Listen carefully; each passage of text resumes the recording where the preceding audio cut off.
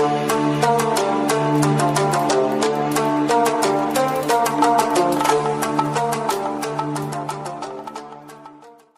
दोस्तों, आज हम इस वीडियो में बात करने वाले हैं बुद्ध की जीवन कथा के भाग तीसरे के बारे में, असित मुनि के आगमन के बारे में। दोस्तों, जिस समय बालक का जन्म हुआ उस समय हिमालय में असित नाम के एक बड़े ऋषि रहते थे।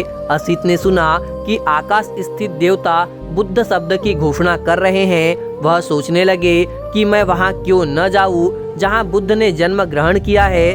जब असित ऋषि ने समस्त जम्बू द्वीप पर अपनी दिव्य दृष्टि डाली तो देखा कि शुद्धोधन के घर में एक दिव्य बालक ने जन्म ग्रहण किया है। इसीलिए वह महान ऋषि असित अपने भांजे नरदत्त के साथ राजा शुद्धोधन के घर आए और उसके महल के द्वारपाल के पास गए और कहा, अरे जाकर राजा से कहो कि दरवाजे पर एक ऋषि खड़े हैं। द्वारपाल राजा के पास गया और बोला, राजन, द्वार पर एक वृद्ध ऋषि पधारे हैं और आपसे भेंट करना चाहते हैं। राजा ने असित ऋषि के बैठने के लिए आसन की व्यवस्था की और द्वारपाल को कहा, ऋषि को आने दो। असित ऋषि राजा के सामने उपस्थित हुए और उन्हें खड़े खड़े आशीर्वाद दिया।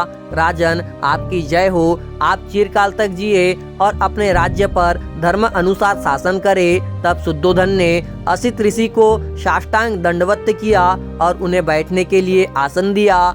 शुद्धोधन ने कहा, ऋषिवर, आपके यहाँ पधारने का क्या कारण है? तब असित ऋषि ने राजा शुद्धोधन से कहा, राजन, तुम्हें पुत्र लाभ हुआ है, मैं उसे देखने के लिए आया हूँ। शुद्धोधन बोला, ऋषिवर, बालक सोया है, क्या आप थोड़ी देर प्रतीक्षा करने की कृपा करेंगे? ऋषि का उत्तर था, राजन, इस तरह के दिव्य विभूतियाँ देर तक सोते नहीं रहते, वे स्वभाव से ही जागरूक होते हैं। तब बालक ने ऋषि पर अनुकंपा करके अपने जागते रहने का संकेत किया।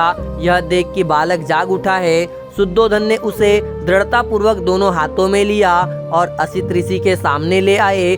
असित ने देखा कि बालक 32 महापुरुष लक्षणों तथा 80 अनुव्यजनों से युक्त है। उन्होंने देखा कि उसका शरीर शुक्र और ब्रह्मा के शरीर से भी अधिक दीप्त है। उनके मुंह से तुरंत यह वाक्य निकला, निसंदेह यह अद्भुत पुरुष है। वे अपने आसन से उठे, दोनों हाथ जोड़े और उसके पैरों पर गिर पड़े। उन्होंने बालक की परिक्रमा की और उसे अपने हाथों में लेकर विचार मग्न हो गए। बालक की ओर देखकर वह सिसकियां भर भर कर रोने लगा। उन्हें इस प्रकार रोता देखकर शुद्धोधन के रोंगटे खड़े हो गए। उसने असित ऋषि से निवेदन किया, ऋषिवर, आप इस प्रकार रो क्यों रहे हैं? असित ऋषि ने राजा को उत्तर दिया, राजन, मैं बच्चे के लिए नहीं रो रहा हूँ, इसका तो भविष्य निर्विघ्न है। मैं अपने लिए रो रहा हूँ। यह बालक निश्चयात्मक रूप से बोधि लाभ करेगा, सम्यक बुद्ध होगा, जो इससे पहले इस संसार में कभी प्रवर्तित नहीं हुआ है। राजन, यह सम्यक संबुद्ध होगा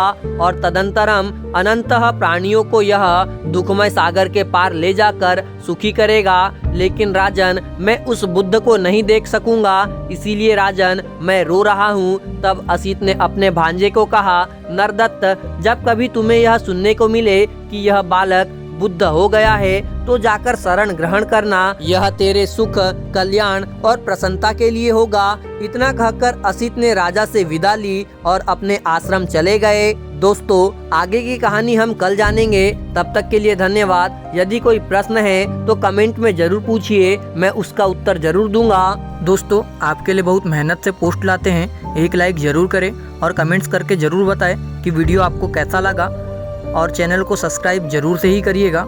मुझे पूरा यकीन है आपका दिल बहुत बड़ा है, आप इस पोस्ट को लाइक और चैनल को सब्सक्राइब जरूर करेंगे।